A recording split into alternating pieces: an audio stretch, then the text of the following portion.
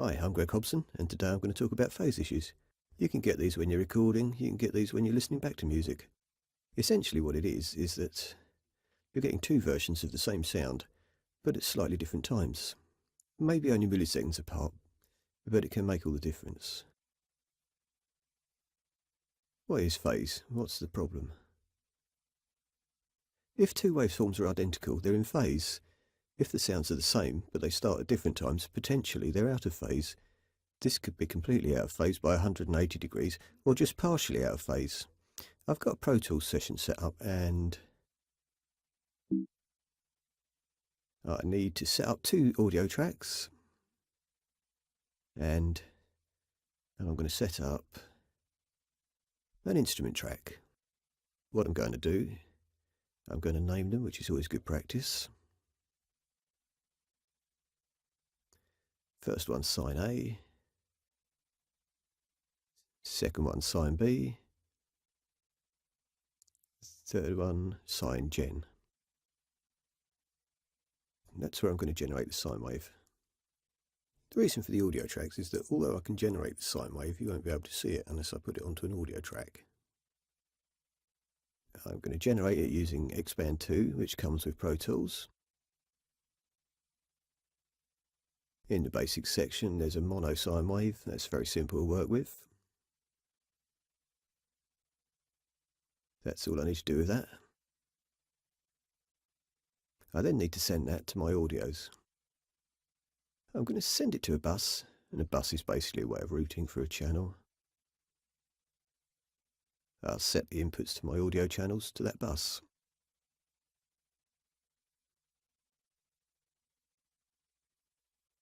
Now what I need to do is I need to create some notes, or a note. With my pencil and tool, I'm going to draw in a note, if it will let me. Now I'm going to expand it. I want to try and avoid using loops, which will give us noisy clicks.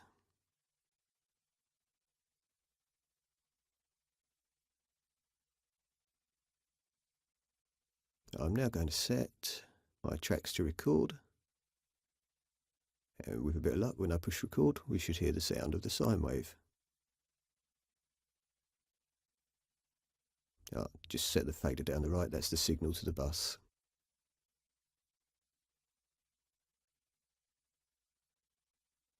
Bring in the mixer section. We can see the tracks we've got.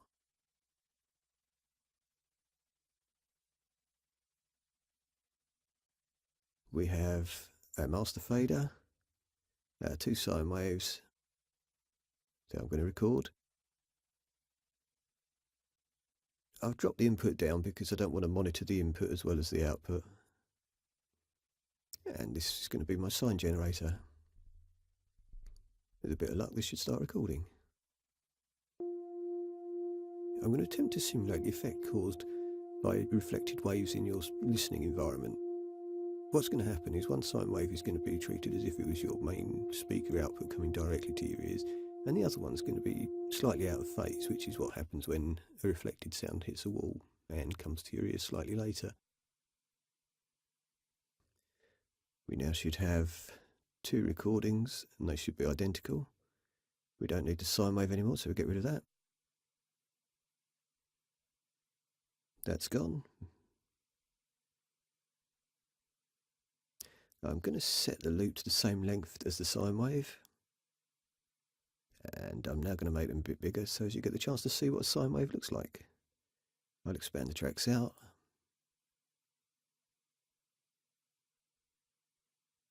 There you are. That's basically what a sine wave looks like. It's a very uniform wave, it doesn't change at all. As you can see, when the top one goes up, the bottom one goes up. When the top one goes down, the bottom one goes down. When we play these back, we'll just bring back the mixer so we can see. If we keep an eye on our master bar graph and our two channel bar graphs, first off, I'm just going to play the one that's highlighted.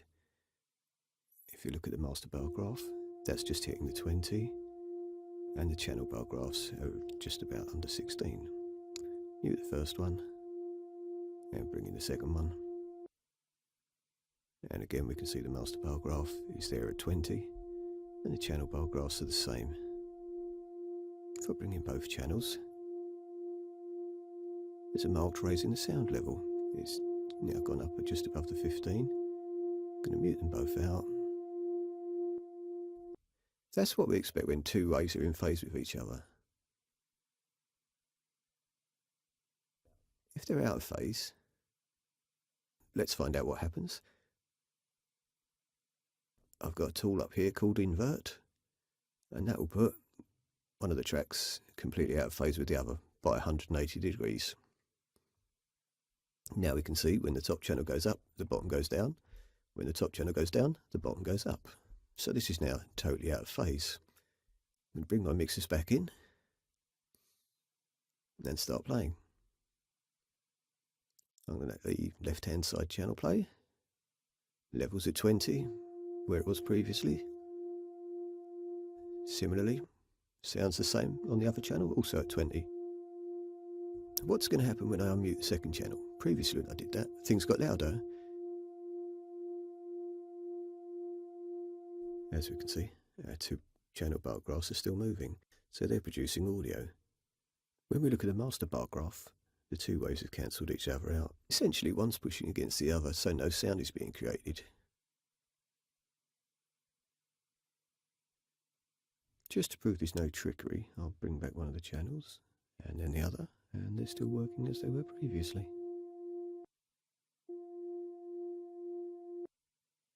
We're now done with our inverted track, so I'll undo that. Take it back to the start again, and expand it out a little bit more so as we can really get into looking at the waveform. See, it's identical each time through. Now what we saw was when the wave was inverted through 180 degrees. Up here, where we've got this line that says minutes and seconds, the right hand number on that is a millisecond. I'm going to move this wave so it's partially out of phase. So if we've got a line coming down, like this one, we can see the bottom one reaches the top before the second one does. Effectively, if the top one was the sound coming straight from your speaker, and the second was a reflected wave from a wall, so a couple of milliseconds later to get there, then that could be where it's at in its cycle. The two waveforms are now about 150 degrees out of phase, or you could think of that as 30 degrees going the other way. Again, I'll start with Sine A. That's given us our 20. Sine B, same level. Combine them, and it's dropped. This could be if Sine A was your speaker directly coming to you, and Sine B was a reflected wave milliseconds later. Because it's hitting you later, it's in a different part of its waveform cycle when it arrives, so it cancels it down. So what you could do, if you had acoustic treatment on the wall, there wouldn't be such a big reflection. There wouldn't be so much level of that noise, so your signal wouldn't be degraded so much. So if I put the signals back on, and I bring this fader down on Sine B, normally speaking, if you bring the fader down, you expect the volume level to go down. Listen to what happens.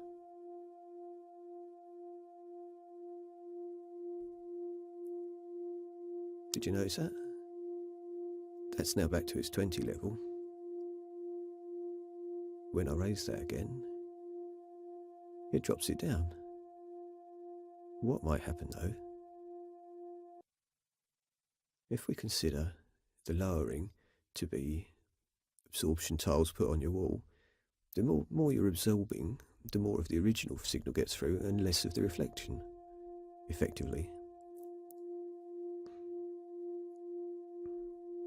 So simulate having absorption, simulate no absorption, you lose the signal. What could happen when you're mixing or recording is that you'd compensate for this lack of signal by boosting it.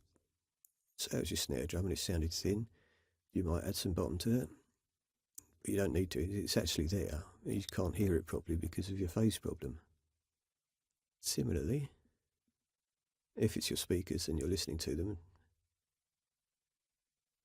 overall there's not enough bottom on the system, you might compensate by adding bass to your whole system, which again you wouldn't need to do because it's already there.